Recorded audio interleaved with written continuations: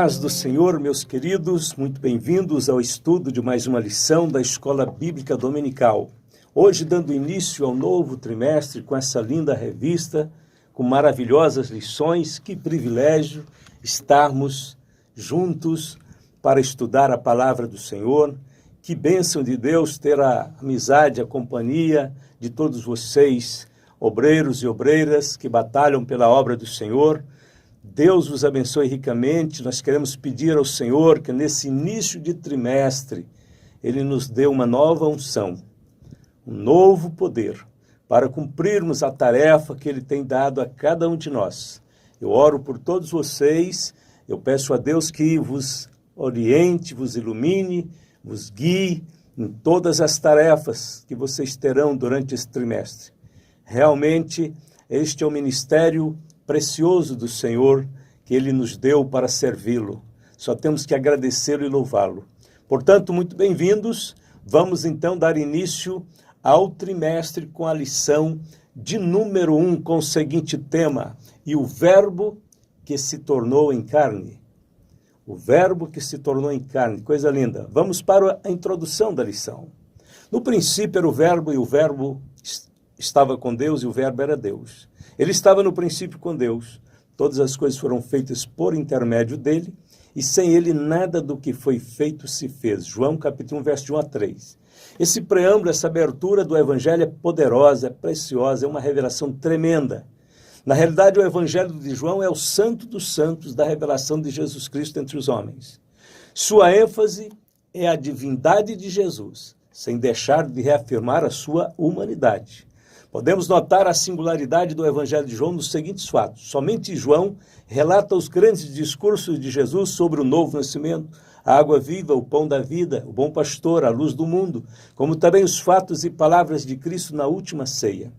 E somente João emprega o título Verbo de Deus a Cristo. Ponto de número 1, o Evangelho de João, autoria e data. Conforme relatos dos historiadores, João deixou a cidade de Jerusalém por volta do ano 66, devido às guerras judaicas contra Roma, e foi para Éfeso, cidade importante da Ásia Menor, onde passou os últimos anos de sua vida. Ali exerceu o seu ministério, ensinando, pregando e escrevendo. Paulo e Pedro e os demais apóstolos já haviam sido martirizados. Jerusalém foi destruída pelas legiões romanas sob o comando de Tito no ano 70. O Evangelho de João só foi escrito por volta do ano 85. Sem dúvida alguma, o apóstolo estava muito bem preparado para escrever o quarto Evangelho, porquanto, além de ter convivido com o Mestre, também desfrutara da companhia de Maria, mãe de Jesus, de quem se tornou cuidador até o final de sua vida. 10 anos mais tarde, por volta do ano 95, João foi exilado pelo imperador Domiciano na ilha de Patmos e ali escreveu o livro de Apocalipse. Sendo solto, voltou a Éfeso, onde viveu seus últimos dias de vida. O propósito do Evangelho. Jesus, pois, operou também em presença de seus discípulos muitos outros sinais que não estão escritos neste livro. Estes, porém, foram escritos para que creais que Jesus é o Cristo, o Filho de Deus, e para que, crendo, tenhais vida em seu nome. João 20, versos 30 e 31. O ministério terreno de Jesus foi marcado pela abundante manifestação do poder milagroso de Deus. Conforme as palavras do apóstolo Pedro, estes sinais reivindicavam a autoridade de Deus no ministério de Cristo. Jesus Nazareno, varão aprovado por Deus entre vós com maravilhas, prodígios e sinais que Deus por ele fez no meio de vós, como vós mesmos bem sabeis. Atos 2, 22. Podemos notar também nas palavras de Nicodemos que a manifestação sobrenatural dos sinais e milagres na vida pública de Jesus era uma prova contundente, clara, para todo o povo, de sua origem divina. Foi Nicodemos quem disse: Rabi, bem sabemos que és mestre vindo de Deus, porque ninguém pode fazer esses sinais que tu fazes se Deus não for com ele. João 3, verso 2. João afirmou que não pretendia escrever sobre todos esses sinais. Jesus, pois, operou também em presença de seus discípulos muitos outros sinais que não estão escritos neste livro. O apóstolo considerou que tal tarefa seria mesmo impossível. Ele disse: há, porém, ainda muitas outras coisas que Jesus fez, e se cada uma das quais fosse escrita, cuido que nem ainda o mundo todo poderia conter os livros que se escrevessem. João 21, 25.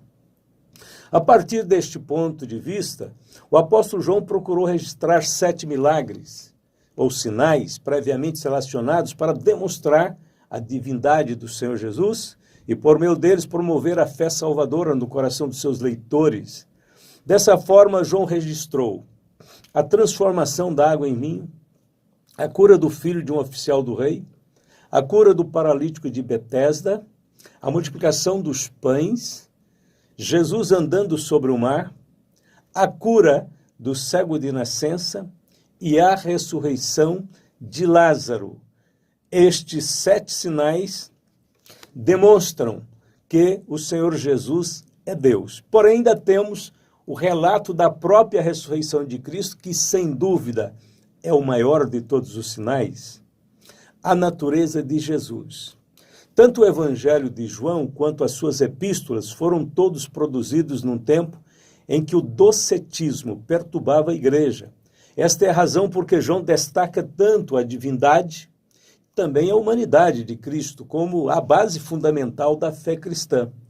João chama os gnósticos e os docetas de enganadores. Ele diz: porque já muitos enganadores entraram no mundo, os quais não confessam que Jesus Cristo veio em carne. Este tal é o enganador e o anticristo, segundo João, verso 7. João faz um alerta sobre o perigo de se dar ouvidos a essas heresias e afastar-se da doutrina de Cristo. João adverte aos crentes a que não recebam esse tipo de pregador em casa e nem mesmo os cumprimentem. Ele diz: olhai por vós mesmos para que não percamos o que temos ganhado, antes recebamos o inteiro galardão. Todo aquele que prevarica e não persevera na doutrina de Cristo não tem a Deus. Quem persevera na doutrina de Cristo, esse tem tanto o Pai como o Filho. Se alguém vem ter convosco e não traz essa doutrina, não recebais em casa, nem tampouco saudeis, porque quem o saúda tem parte nas suas más obras. Primeira Epístola de João, capítulo 1, verso de 8 a 11. Ponto de número 2. Jesus, o Verbo de Deus. A revelação que ultrapassa o passado. João usa a expressão no princípio, com o sentido de eternidade, ou seja, o Verbo estava com o Pai antes da criação de todas as coisas. A filosofia grega acreditava numa força criadora, chamada de Logos eterno. Logos é a palavra grega para verbo. A especulação grega sobre este tema vinha desde Heráclito, de Éfeso, 500 anos antes de Cristo. Este homem cria num determinado logos, como sendo a lei universal da natureza. Porém, somente o apóstolo João teve a verdadeira revelação sobre o logos eterno, identificando-o claramente com a pessoa de nosso Senhor Jesus Cristo. A expressão no princípio era o verbo nos remete a Gênesis 1:1, o início da criação de Deus. A palavra início, palavra grega, arquê, equivale à palavra hebraica, bereshit, ocasião em que Deus estabeleceu um ponto na eternidade, chamando-o de tempo, para dar início à sua criação. Nesse tempo, o Verbo estava com Deus e era Deus. João declara com absoluta precisão a pré-existência e a eternidade de Cristo, deixando estabelecido sua perfeita divindade. No versículo 18, João chama o Verbo de o unigênito do Pai. Deus nunca foi visto por alguém. O Filho unigênito que está no seio do Pai, este o fez conhecer. João 1,18. A expressão Deus nunca foi visto por alguém mostra que a pessoa do Pai não é a pessoa do Filho. O primeiro nunca foi visto por alguém. O segundo foi visto por todos. Conforme ensinou Paulo, Deus só pode ser visto e conhecido por meio de Jesus Cristo. Paulo diz: mando-te diante de Deus que todas as coisas vivifica, e de Cristo Jesus que diante de Pôncio Pilatos deu testemunho de boa confissão, que guardes este mandamento sem mácula e repreensão até a aparição de nosso Senhor Jesus Cristo, o qual a seu tempo mostrará o bem-aventurado e único poderoso Senhor, Rei dos reis e Senhor dos senhores, aquele que tem, ele só, a imortalidade e habita na luz inacessível, a quem nenhum dos homens viu nem pôde ver, ao qual seja a honra e poder sempre eterno. Amém. 1 Timóteo 6, de 13 a 16. João mostrou que o Senhor Jesus Cristo é o unigênito do Pai, ou seja, o único Filho que possui a essência do Pai, sendo, portanto, igual ao Pai em tudo: poder, majestade, sabedoria, santidade, amor e eternidade. A expressão o Filho unigênito que está no seio do Pai revela a eterna relação entre o Pai e o Filho. Tanto na eternidade quanto no tempo, o Filho sempre habitou na presença do Pai. Uma prova disso é que o seu ministério terreno foi permeado de oração. Jesus viveu uma vida de inteira comunhão com o Pai.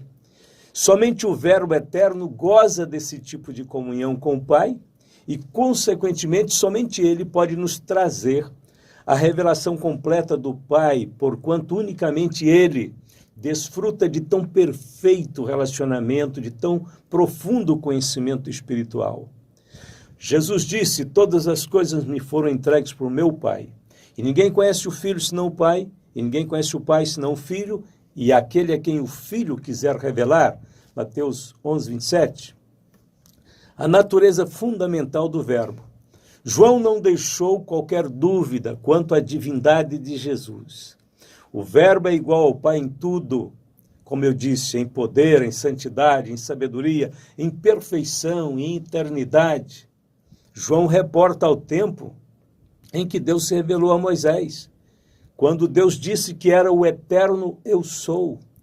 Então disse Moisés a Deus: eis que quando vier os filhos de Israel, eles disseram: o Deus de vossos pais me enviou a vós, e eles me disserem: qual é o seu nome? Que lhes direi? Disse Deus a Moisés: eu sou o que sou. Disse mais: assim dirás aos filhos de Israel: eu sou, me enviou a vós. Êxodo 3, 13, 14. Olha, da mesma forma que João registra, João traz para a realidade do Novo Testamento, para o seu evangelho, 7 declarações de Cristo, como o eterno eu sou, a mesma palavra do Deus Pai a Moisés. Vejamos, Jesus disse: eu sou o pão da vida, João 6,35. Eu sou a luz do mundo, 8,12. Antes que Abraão existisse, eu sou, 8,58. Eu sou o bom pastor, capítulo 10, verso 11. Eu sou a ressurreição e a vida, 11,25. Ele diz: eu sou o caminho, a verdade e a vida, João 14,6. Eu sou a videira verdadeira, João 15:1. Glória a Deus por isso. O eu sou do Velho Testamento estava presente ali em Israel, com os discípulos, com os apóstolos, e João entendeu isso e deu a Cristo o mesmo título, a mesmo status do Pai, o eu sou. No princípio era o Verbo. Como já dissemos, o termo grego logos, traduzido por verbo, com o significado de palavra, expressam a noção tanto de razão quanto de linguagem. Paulo escreveu: porque nele habita corporalmente toda a plenitude da divindade, Colossenses 2,9. Nós podemos encontrar alguns importantes termos nas escrituras hebraicas que são equivalentes ao sentido do verbo no Novo Testamento. Por exemplo, o verbo é o agente da criação.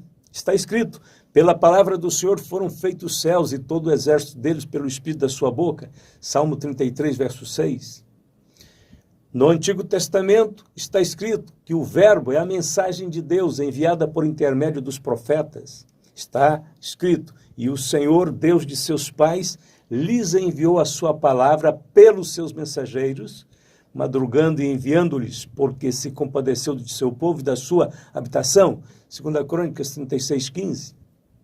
No Antigo Testamento, o verbo é a palavra da cura e da salvação vinda de Deus. enviou a sua palavra e os sarou, e os livrou da sua destruição. Salmo 107, verso 20. Ainda, nas escrituras hebraicas, o Antigo Testamento, o verbo é a lei do Senhor, perfeita e fiel. Está escrito, a lei do Senhor é perfeita e refrigera a alma. O testemunho do Senhor é fiel e dá sabedoria aos simples. Salmo 19, verso 7. No Novo Testamento, tudo o que Deus é e tudo o que Ele quis nos dizer, Ele nos disse por meio do seu Filho unigênito. Havendo Deus antigamente falado muitas vezes e de muitas maneiras aos pais pelos profetas, a nós, falou-nos nesses últimos dias pelo Filho, a quem constituiu herdeiro de tudo, por quem fez também o mundo, aos Hebreus capítulo 1, versos 1 e 2. Dessa forma, podemos dizer que Jesus é a mensagem viva de Deus, enquanto a Bíblia é a sua mensagem escrita. Ponto de número 3, a encarnação do Verbo, a manifestação do Verbo e a luz. Nele estava a vida, e a vida era a luz dos homens. E a luz resplandece nas trevas, e as trevas não a compreenderam. João, capítulo 1, versos 4 e 5. Logo depois de apresentar Jesus como o Verbo eterno de Deus, João acrescenta ainda outro conceito ao Filho de Deus. Ele diz que Jesus é a luz do mundo. João não estava criando esse conceito, não. Ele já existia. Ele faz parte dos títulos divinos que foram revelados no percurso da história bíblica e que foram proclamados depois pelo próprio Senhor Jesus Cristo ao longo do Evangelho de João. Por exemplo, falou-lhes, pois, Jesus outra vez, dizendo, eu sou a luz do mundo.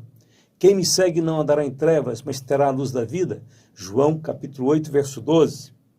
Ele ainda disse, enquanto estou no mundo, sou a luz do mundo. João 9, verso 5. Disse-lhes, pois, Jesus, a luz ainda está convosco por um pouco de tempo. Andai enquanto tendes luz, para que as trevas vos não apanhem, pois quem anda nas trevas não sabe para onde vai. Enquanto tendes luz, crede na luz, para que sejais filhos da luz. Essas coisas disse Jesus, e retirando-se, escondeu-se deles. João 12, versos 35 e 36.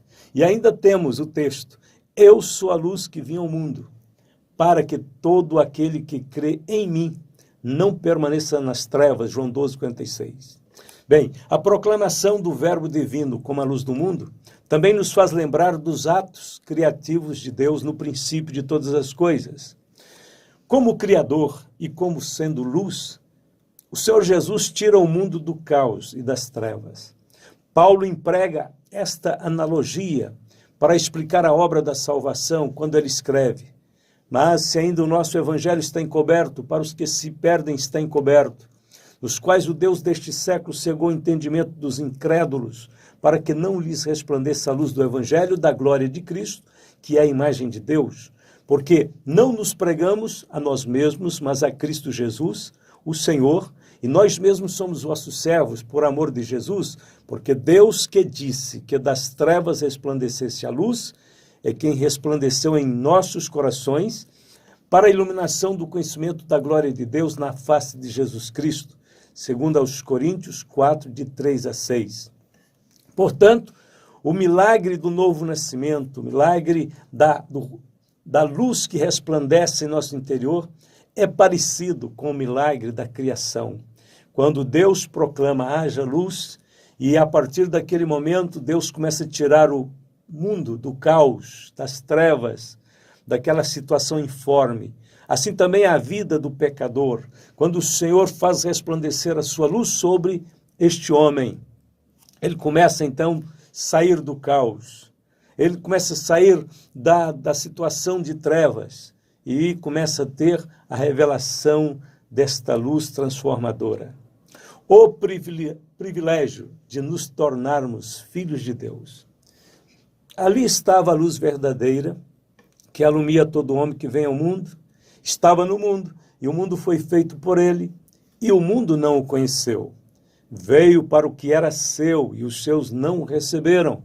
Mas a todos quantos o receberam, deu-lhes o poder de serem feitos filhos de Deus, aos que creem no seu nome. João capítulo 1, versos de 9 a 12. A rejeição de Cristo deixa o homem fora da família de Deus. Depois da criação de todas as coisas, o novo nascimento é o ato criativo mais importante, os quais não nasceram do sangue, nem da vontade da carne, nem da vontade do varão, mas de Deus. Registros das palavras de João no capítulo 1, verso 13. É exclusivamente por intermédio do novo nascimento que entramos no reino de Deus e nos tornamos filhos de Deus. Não existe outro milagre tão grande quanto este. É somente por ele que os muitos filhos chegarão à glória. Hebreus 2:10. O novo nascimento é também uma grande prova do amor de Deus. Está escrito: vede com grande amor nos tem concedido o Pai, que fôssemos chamados filhos de Deus. Por isso o mundo não nos conhece, porque não conhece a ele. 1 João capítulo 3, verso 1.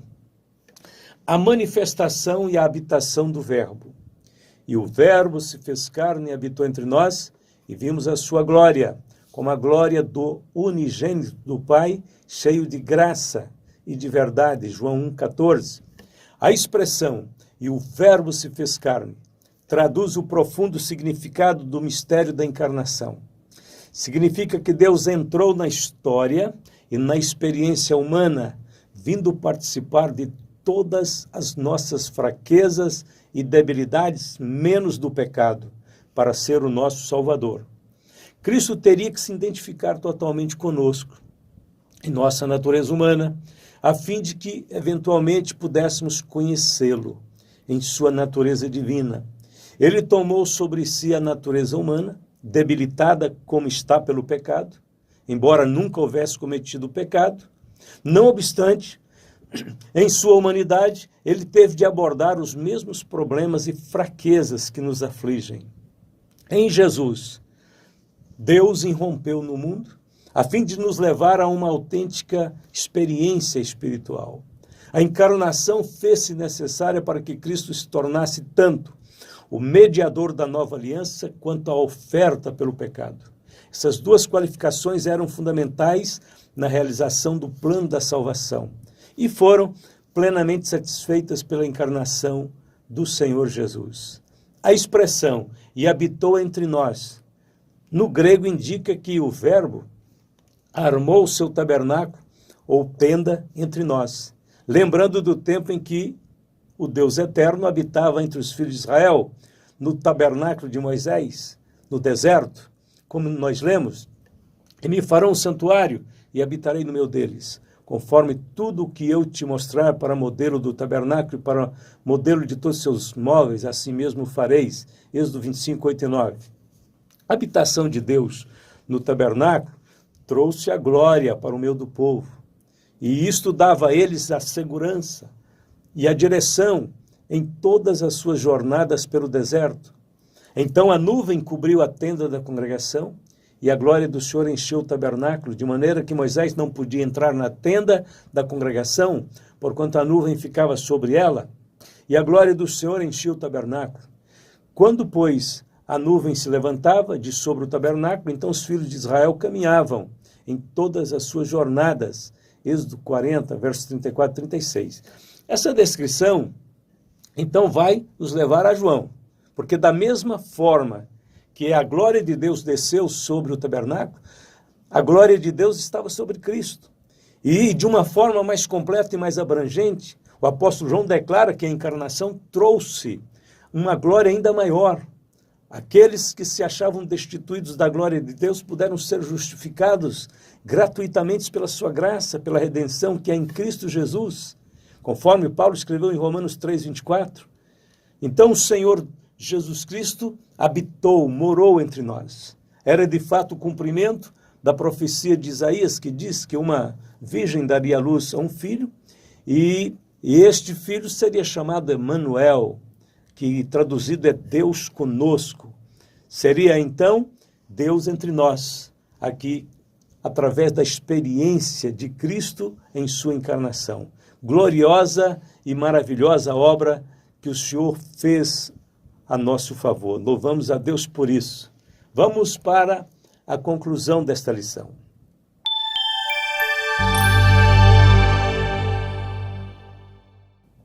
Esta foi a primeira aula deste trimestre. Sua finalidade foi demonstrar a importância do Evangelho de João na revelação da pessoa de Jesus Cristo. Seguiremos estudando a vida e a obra de nosso Senhor e Salvador Jesus Cristo sob o olhar profundo do apóstolo João. Contamos com a sua participação. Creio que teremos um grande aproveitamento espiritual. São lições preciosas. Então temos que fazer um projeto de vida, de tempo, que nos permita acompanhar e estar presente em todas as lições dessa revista. É um desafio para você e para mim, porque vamos ter uma jornada abençoada e não podemos ficar para trás, nem perder.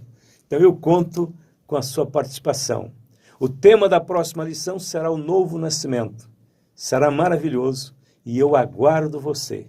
Que Deus abençoe a todos e até a próxima semana, se Deus assim nos permitir. Amém e amém.